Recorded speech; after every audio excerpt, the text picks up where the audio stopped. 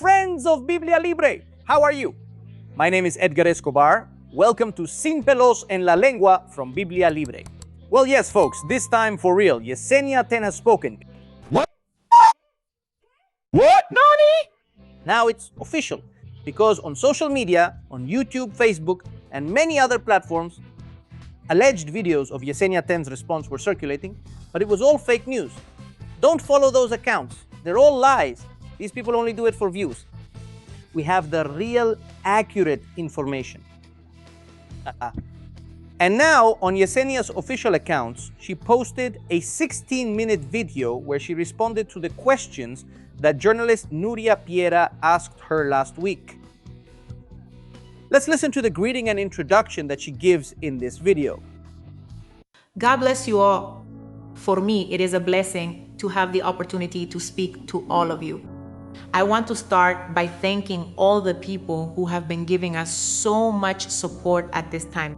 Thank you from the bottom of my heart for the respect, for the consideration, for allowing yourselves to be guided by the fruit and not just by the noise. Thank you. We also want to bless everyone who has in some way been amplifying the issues that have been raised recently. And first of all, I want to tell all of you that there is nothing wrong with us being questioned. But the problem would be if, when we are questioned, we have no way to back up the answers we're being asked for. And that's not our case. Until now, we hadn't spoken out because it wasn't just about reacting, but about responding at the right time and in the right way. Not with empty arguments, but with concrete evidence. Because anyone who knows who this person is and how they carry themselves doesn't need to rush to defend herself against accusations that lack truth and foundation. That's why I didn't rush, but instead I chose to take time to pray so I could respond as I should. With clarity, with order, with transparency, and with the truth at hand for the right moment. And that moment is today. I like it. I like the way this is being said in a calm, gentle tone, feminine. Even with a little piano in the background, some background music. You know that music has an impact and it's important. Very well, that's good. She appreciates the support she has received from many people. She says she has no problem being questioned, and I think that's great, and that's the right attitude to have. I congratulate her for that. I applaud that. The only thing I criticize is that she says she has faced accusations, or that she has been accused. One moment. What Nuria Piera presented are not accusations. They are questions, and there's a big difference. I mean, Nuria Piera, in her report, and I'm not defending her, I'm not interested in that either. But it's clear that she's raising questions. There are things that sound suspicious, and she called Yesenia 10 and the others, and they didn't want to talk to her. So she exposed it. She raised those questions publicly because Yesenia 10 didn't want to answer them. So now playing the victim and saying that she's being accused when she herself was the one who didn't want to respond to Nuria Piera, well, it doesn't really make much sense. So they're not accusations. They're valid questions that you, Yesenia 10, didn't want to answer. Now, he explains that he previously kept quiet because of the testimony of the church. That's fine. Yes, you have to take your time. Plan very well what you're going to write. Think about it and look for the evidence. And indeed, that's what it seems Yesenia 10 did. And that's very good. Some claim that criticizing Yesenia 10 is attacking the Christian church. They're mistaken. It's about her church, and she's not attacked but questioned. Those are different things. But Yesenia 10 is not the whole church. Don't touch the Lord's servants. No, please, no. The servants of the Lord are willing to answer questions. That's part of being a servant of the Lord. It's part of the job. That's normal. She's not being attacked here, just questioned. And the questions were always very valid. Now, we have to listen to how she answered it. The first question she answers is about taxes and her companies. These days have brought certain questions about our ministry. And the questions don't make us uncomfortable. On the contrary, we even feel privileged in a way when we are questioned, because this gives us the opportunity to open the doors and show with transparency the way we operate. We've been questioned about an alleged tax evasion, saying that we use the church as a means to achieve it. But the real answer is different. Because unlike many churches in the Dominican Republic that are indeed tax exempt, Centro Cristiano Soplo de Vida as a church still does not have that exemption, even though we have already applied for it, but it has not been granted to us yet.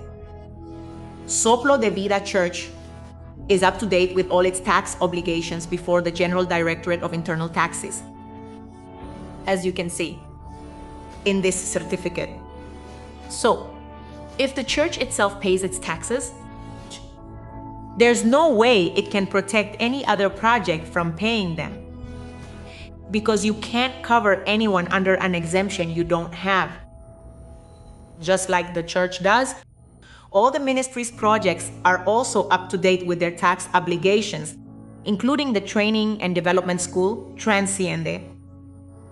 On the other hand, it's important to clarify that all the ministry's income is managed and audited, INGO, by a financial board that regulates and supervises everything that comes in as income to the ministry. All right, what she's saying is that the church is not tax exempt. And since the church does not have tax exemption, none of the subsidiary companies that revolve around Iglesia Soplo de Vida are also not tax exempt. Therefore, we believe all the companies have been paying their taxes, including the church. She states this. She presents a document there, the DGA, where it shows that the church is up to date with its tax payments, and that's wonderful.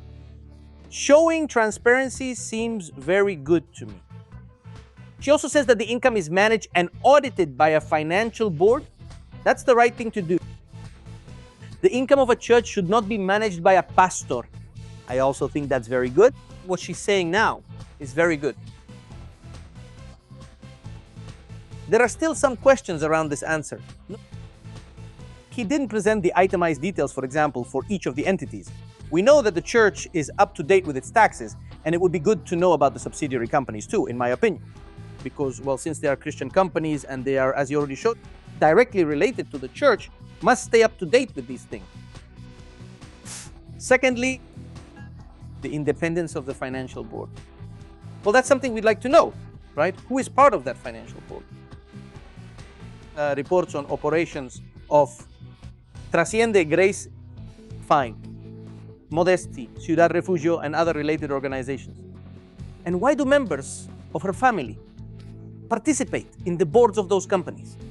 She didn't answer that. Why?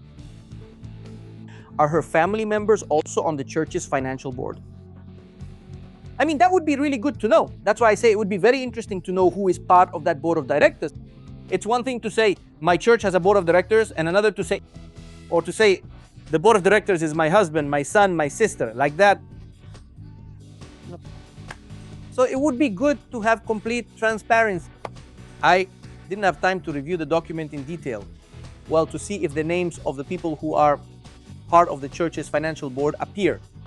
I suppose they are people who don't have a direct relationship or financial or family ties with Yesenia 10.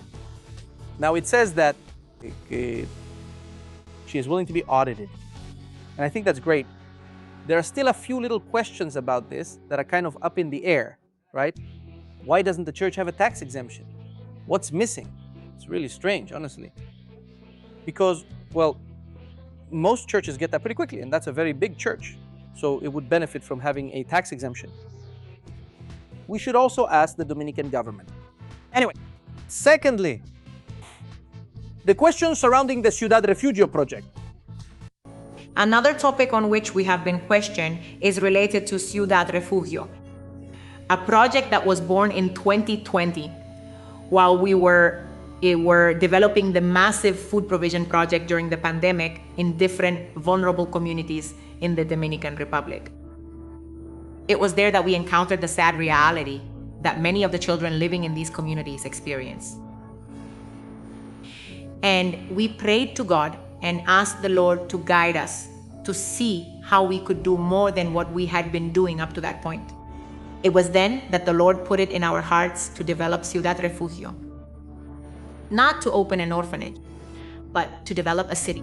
For this city, He gave us the specifications: 400 houses, 1,200 children sheltered, a school for holistic education, a technical training school, a church, and other facilities.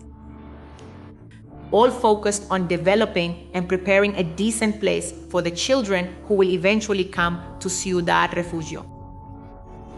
At that time, God also provided us with the land to build the city, and we began to develop everything related to the blueprints, the model, and so on. But we didn't have the titles, and we began the process of obtaining them, which we are still carrying out to this day. In other words, Ciudad Refugio in Boca Chica is not titled as of today, but we have been waiting for years for the titles to be issued so that we can then begin to build what the Lord has commanded us to build there. Everything is arranged, everything is ready, but we don't have the permits to build because the land titles are still not available. I find this mysterious, very mysterious. Well, the answer is simple. She says what happens is that the land over there in Boca Chica still doesn't have titles. We don't have the land titles. We bought them, but they still don't have deeds. And you wonder how it's possible that after 5 years, those lots still don't have deeds. I mean, that's what I'm saying. And there, we should also question the Dominican government or the Dominican state has failed by granting titles for a wonderful social project that looks very promising. And if that's the case, then we call on the Dominican state to quickly process, please, those permits or whatever needs to be done to get the land titled. Whoever is responsible for that, please do it soon, because it's a very good social project. So they still don't have permission to build anything, and that's why they haven't started constructing anything yet. The nice thing is that he said they rented a little house where he has a group of girls and he's taking care of them there. A pilot program that he says is supported by Conani, etc. Very good. That seems wonderful to me. He writes or gives a detailed description that there are doctors and psychologists and the girls are receiving food and protection. Wonderful, and we applaud that and congratulate them. Any social work that anyone does is worthy of recognition for us. Very good. However, here we still have some questions, some doubts, because in 2021, an initial groundbreaking was publicly celebrated and announced. And there are the videos showing that construction was starting, though those permits hadn't been obtained yet. What happened? I mean, Nuria's questioning is absolutely valid, because they announced it with great fanfare. Yesenia 10 showed up with a construction helmet and pickaxe, and they prayed for the land, declaring it's ours now. Why did they put on the whole show before having the necessary permit? If there's a mistake, we have to acknowledge it. We made a mistake. We got carried away by emotion. And I think there's a very serious problem here with church marketing. Of course, the important thing is to show that we're doing something before we actually start doing it seriously. And that's where the problem lies. We need to start doing. And then, if necessary, we can show what's being done. But this whole spectacle-driven marketing model, well, it ends up creating confusion, a lot of confusion. Now, what's being done for the girls, all well and good. What we do need to prove is that the money being invested in this thing with the girls is not the money from the Ciudad Refugio project. Why? Because the money that people donate is for a specific purpose.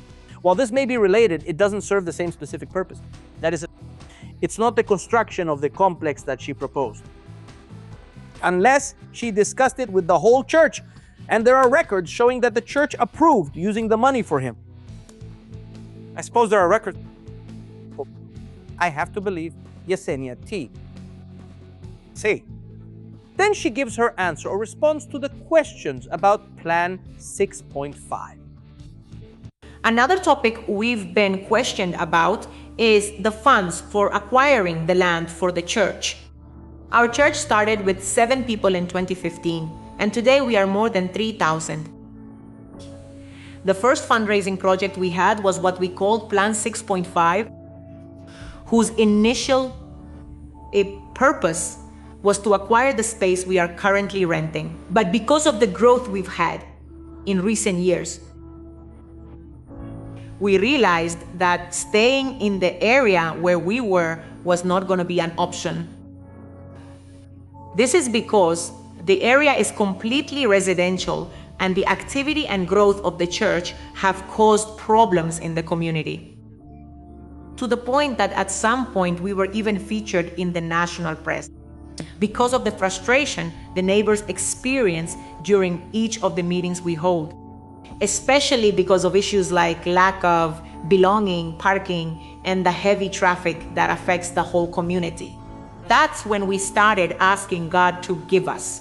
And He did, and He guided us to another place, which we still haven't acquired yet. But we are raising funds and working in every way to be able to make it happen. And for this purpose, we recently received the donation of a vehicle which was made public and was delivered to the church with a view to contributing to the Pro Templo project. Such donation was handled entirely by the ministry's financial committee and remains intact in that account. I had no involvement in the handling of this donation, nor do I personally handle any of the donations that come into the ministry. So what she says is simple. We were planning to buy everything around here and build the temple here, but we've had problems with the neighbors because, of course, there are a lot of cars that come. And surely the traffic, the noise, etc., etc. And she's looking for a better location. And I think that's very good. Great, wonderful. That's why that project hasn't started, and that's why they haven't bought that land. Now, again, we go back to how a church is managed. And for all those who are pastors and ministers or who want to be, this is very important and we need to know it.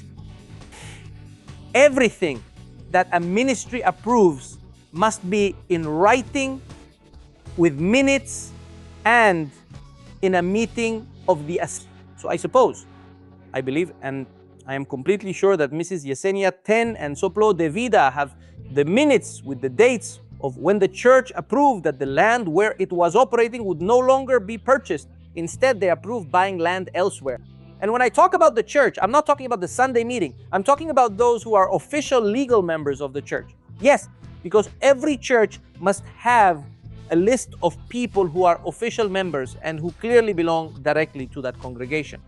So if that's not the case, then someone could end up committing embezzlement, investing money that was meant for one project into another project, even if they're similar, even if they have the same purpose.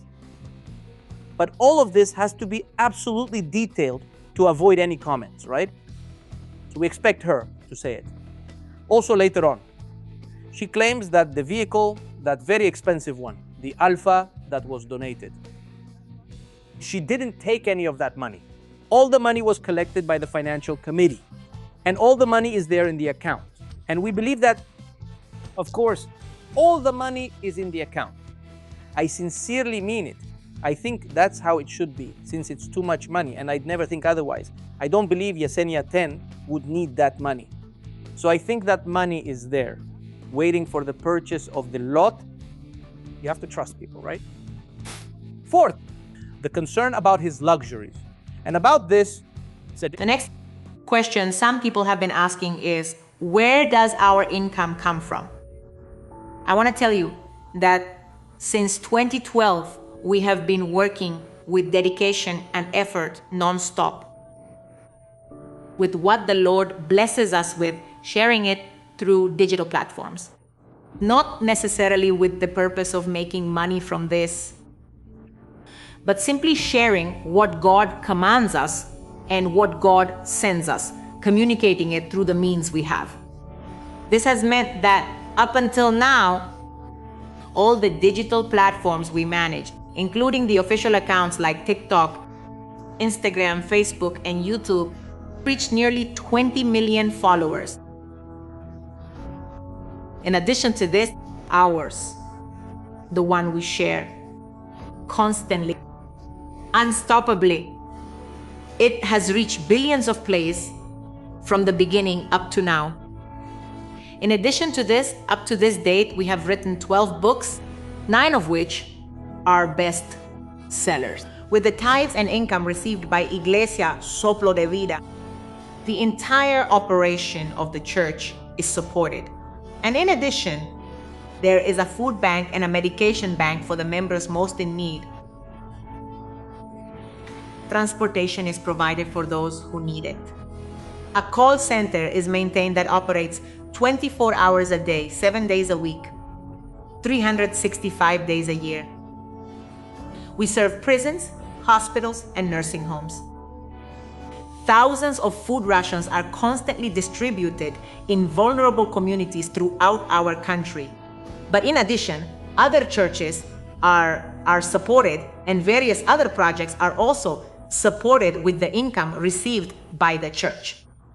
Some people have interpreted that reaching people who follow the content through digital platforms when the Word of God is ministered is intended to profit from faith.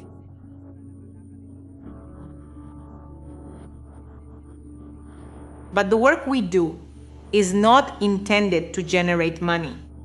Its purpose is to fulfill the assignment that God gave us to build up lives and be His answer to this generation.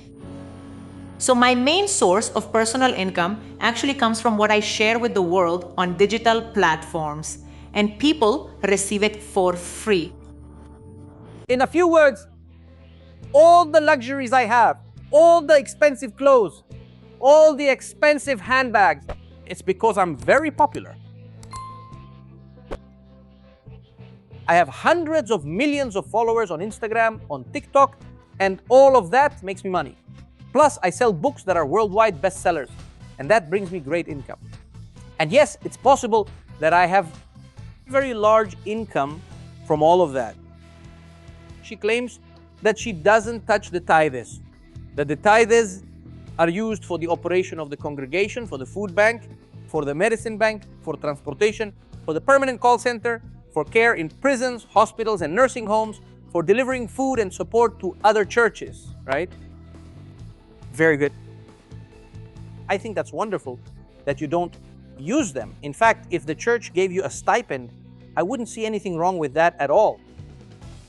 No.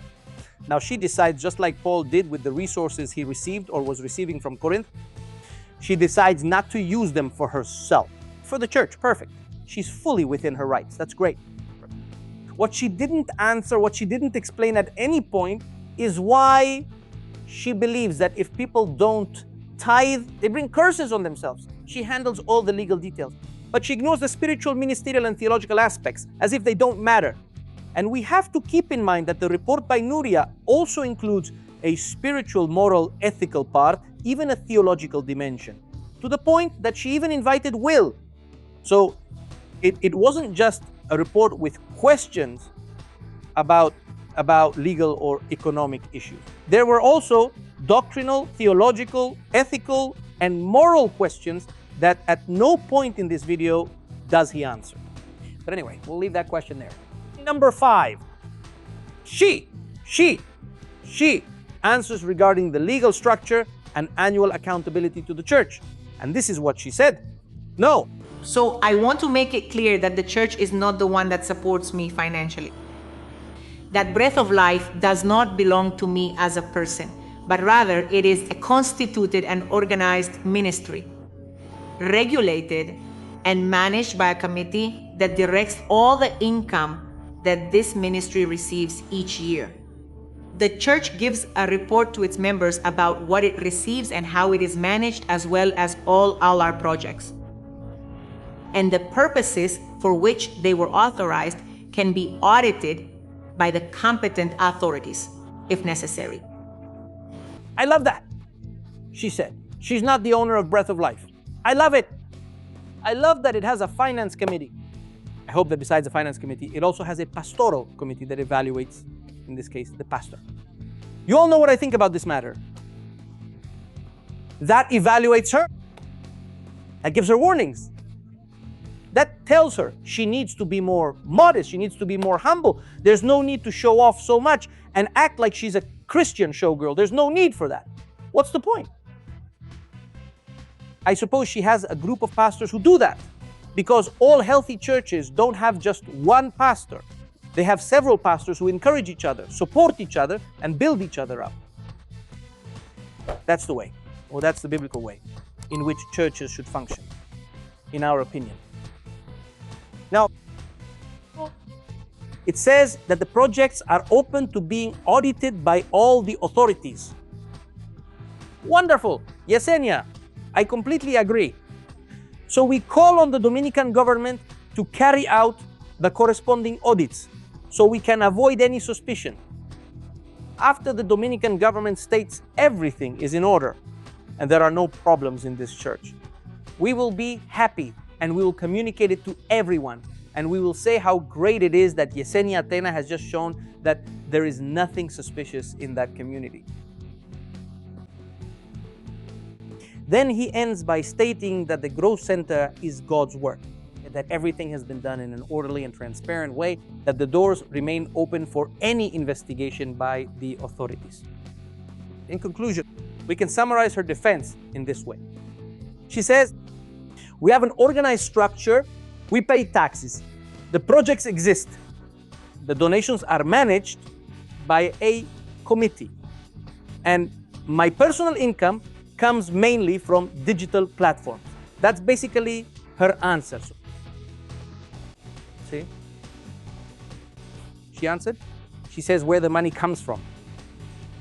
She didn't really prove it with documents. There are some videos of the social projects and a document she presents. But it's not like there was a thorough audit. There are a lot of people who are going to come out and say, yes, look, Yesenia Atena proved that there's no suspicion at all. This is very basic, right? An audit goes much deeper.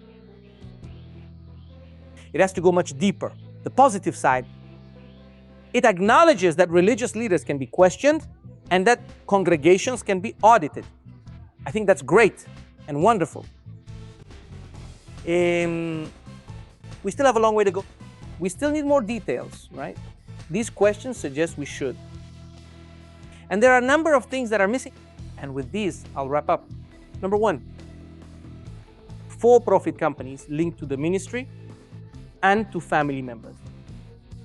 He doesn't explain how they are structured and why there are people from the church in those companies and how the profits get to the church and are managed.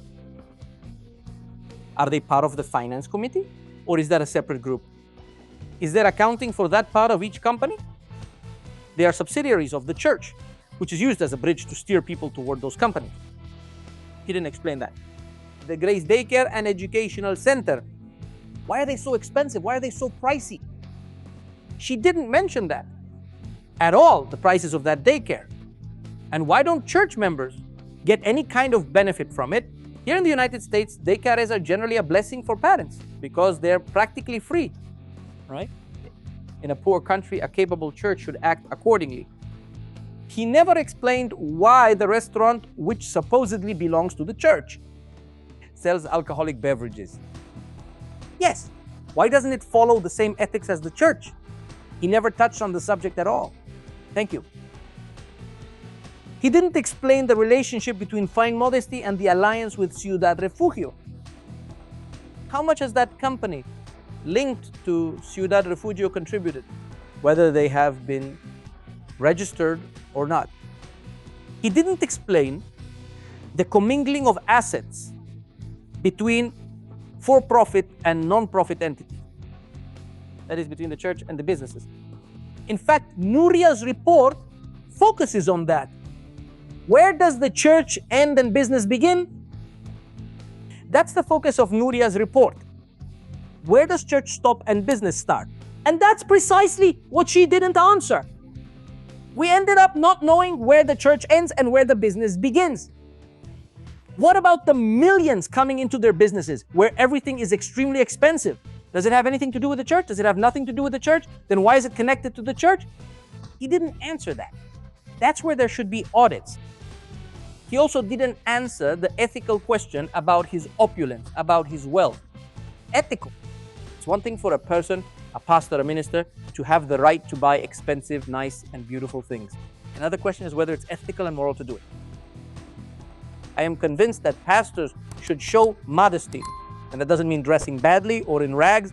No, they exaggerate the argument to ridicule it. No, we're not saying that. We're saying that dressing well is one thing, and dressing simply. Another thing is having extravagant luxuries. He may have bought all his luxuries with money from his work. Great, wonderful, perfect. But that's not a justification either. A minister of the gospel doesn't do that. He could work in something completely different and still show. He should show simplicity, humility, and generosity toward others. I'm not saying that she's not generous, but simplicity is non-negotiable for a gospel minister. I'm also not commenting on the theological teachings that have been called into question. Nothing about prosperity theology, nothing about their false doctrines. And that was addressed in Nuria's documentary. Since they're not interested in doctrine, they only seem interested in the legal aspect.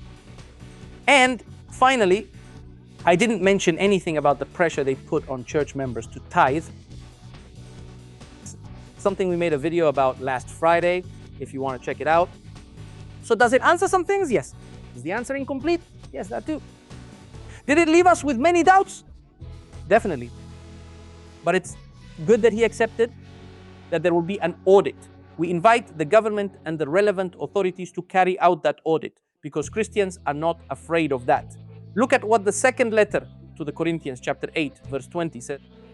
Taking care that no one can criticize us regarding this generous offering we are administering, trying to do things honestly, not only before the Lord, but also before men. He refers to the offering they were receiving to take to Jerusalem, and he says we have to be transparent in this, not only before the Lord, but also before men. It's not just that the Lord knows and is aware of how we spent the money. No. People, the men must receive a good testimony. Why? Because churches must be transparent with their resources, and pastors must be modest in how they use them. Well, what do you think? Leave your comment here in the comment box. Share, give it a like. We'd love to hear your opinion. It matters to us. Thanks for joining Sin Pelos en la Lengua from Biblia Libre.